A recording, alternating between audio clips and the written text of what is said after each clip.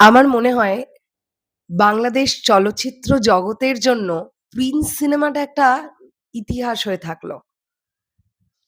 একটা সিনেমা নিয়ে সোশ্যাল মিডিয়ায় এত রকমের আলোচনা, করোনা পরবর্তী সময়ে মেগাস্টার শাকিব খান যতগুলো সিনেমায় অভিনয় করেছেন বা যতগুলো সিনেমা রিলিজ করেছে এখনো পর্যন্ত, 'প্রিন্সের' মতন কোনো সিনেমাটা নিয়ে এত রকমের আলোচনা সোশ্যাল মিডিয়ায় হয়নি। এবং 'প্রিন্স' নিয়ে যতটা না পজিটিভ আলোচনা হলো, তার চাইতে বেশি আলোচনা হলো নেগেটিভ। এখনো পর্যন্ত চলছে। গতকাল সিনেমা হল মালিকদের নিয়ে একটি বৈঠক হয়েছিল, একটা প্রেস মিট।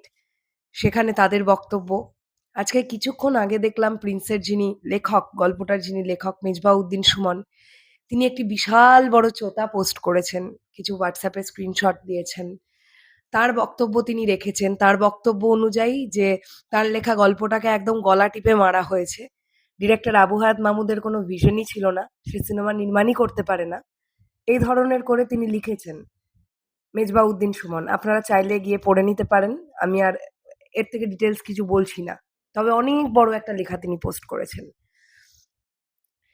এখন বক্তব্য হচ্ছে, প্রিন্স সিনেমাটা নতুন করে যে আর মাথা চাড়া দিয়ে উঠতে পারবে না, এটা একটা ক্লাস 2 এর বাচ্চাও জানে। একটা ক্লাস 3 এর বাচ্চাও জানে। সিনেমাটার যা হবার হয়ে গেছে অলরেডি। তো এই মোমেন্টটাতে দাঁড়িয়ে এই যে এত রকমের নেগেটিভ জিনিসপত্র, এবার বোধহয় বন্ধ হওয়াটাই উচিত। আর ভালো লাগছে না। একটা জিনিস কিন্তু আমরা অস্বীকার করতে পারবো না যে ইন্ডাস্ট্রিতে প্রথমবারের জন্য এসে প্রযোজক শিরিন সুলতানা, তিনি কিন্তু কোনো দিক থেকে কোনো কমতি রেখেছিলেন না। তিনি তার শেষটুকুনি দিয়েও করার চেষ্টা করেছেন। কিন্তু আল্টিমেটলি বিষয়টা দাঁড়ায়নি। কারণ সময়ের অভাব হয়ে গিয়েছিল। আর টাইম যে কতটা ইম্পর্টেন্ট, সেটা 'প্রিন্স' সিনেমা আবার আমাদের বুঝিয়ে দিল। হয়তোবা এই সিনেমাটা যদি প্রপার টাইম পেত, আরো সুন্দরভাবে আসতো আমাদের কাছে। কিন্তু সেটা হয়নি। যাই হোক, যেটা হয়নি সেটা বলে তো আর আমার লাভ নেই।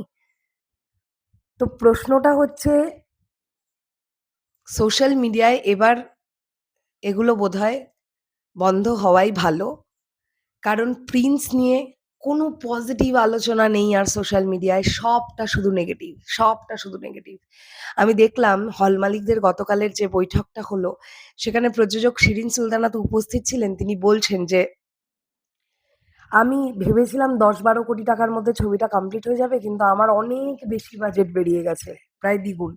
ইনফ্যাক্ট তিনি এটাও বলছেন, যতটা বিনয়ের সঙ্গে বলা যায়, তিনি বলছেন যে, "আমি স্পেশাল স্ক্রিনিং এর অনুষ্ঠানটার জন্য ৬-৭ লাখ টাকা খরচ করেছি শুধুমাত্র সিনেমাটা মানুষের সামনে রাখবো বলে।"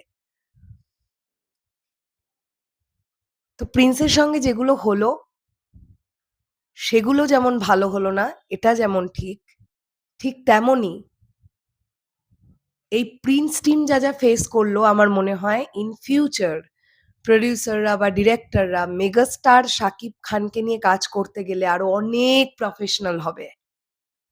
যে প্রফেশনালিজমের অভাবটা ছিল 'প্রিন্স' টিমের মধ্যে। আমি কেন বললাম এই কথাটা জানেন? আজকে শুটিং এ যাওয়ার সময় 'প্রিন্স' টিম আটকে গেল কেন? কারণ তারা ভিসা পাচ্ছিল না। তারা রেকি করে নিয়ে রেখেছিল ইন্ডিয়াতে। তাদের কাছে প্ল্যান বি কিছু ছিল না। যেখানে আমরা মাঝে মধ্যেই দেখতে পাই ভারত এবং বাংলাদেশের মধ্যে একটা রাজনৈতিক মতদ্বন্দ্ব মাঝে মধ্যেই গড়ে ওঠে। মাঝে মধ্যেই এই ঝামেলা ওই ঝামেলা চলতেই থাকে। সেখানে 'প্রিন্স' টিমের উচিত ছিল সেকেন্ড অপশনটা রাখা তাদের কাছে। সেটা তারা রাখেনি। এটা তাদের মস্ত বড় ভুল। বাট এখন আর এগুলো নিয়ে বলে কি হবে? শুনুন, সিনেমাটা যদি কেউ দেখার বাকি আছে, যারা বদ্ধপরিকর তারা ডেফিনিটলি দেখতে যাবে, এবং আমি বলব যে আপনারা যারা দেখেননি, যারা মনে করছেন 'প্রিন্স' দেখতে যাবেন, একবার দেখে আসুন। 'প্রিন্স' এতটাও ফেলে দেওয়ার মতন ছবি হয়নি যতটা সোশ্যাল মিডিয়ায় এটাকে বলা হচ্ছে। অ্যাজ অ্যান অডিয়েন্স তো এট লিস্ট আমার সেটাই মনে হয়েছে। যাই হোক, আমি শেষ করলাম ভিডিওটা। আপনাদের কি বক্তব্য এই বিষয়টাকে নিয়ে কমেন্ট করে জানাবেন। রকস্টারের জন্য শুভকামনা রইল। ভালো কিছু আসুক। এটাই আমাদের চাওয়া থাকবে। কারণ সাকিবিয়ানদের জন্যও এবারের ঈদটা কিন্তু একটা ডিজাস্টারময় ঈদই ছিল। সাকিবিয়ানরাও খুব আনন্দ করে কিছু করতে পারেনি। কারণ সিনেমাটা ১ম থেকেই অপপ্রচারের মুখেই পড়েছে। অপপ্রচার যদি হওয়ার দরকার ছিল 50% সেটাকে আরো জোর করে এক্সট্রা 50% দেওয়া হয়েছে, যাতে সিনেমাটা মাথাচাড়া দিয়ে না উঠতে পারে। অনেক রকমের অনেক ঘটনা প্রিন্সের সঙ্গে ঘটে গেল। এটা itself একটা শিক্ষণীয় বিষয় হয়ে থাকলো বলেই আমি মনে করি, এবং এটা শুধুমাত্র প্রিন্সের প্রযোজকের কাছেই শিক্ষণীয় হয়ে থাকলেই হবে না।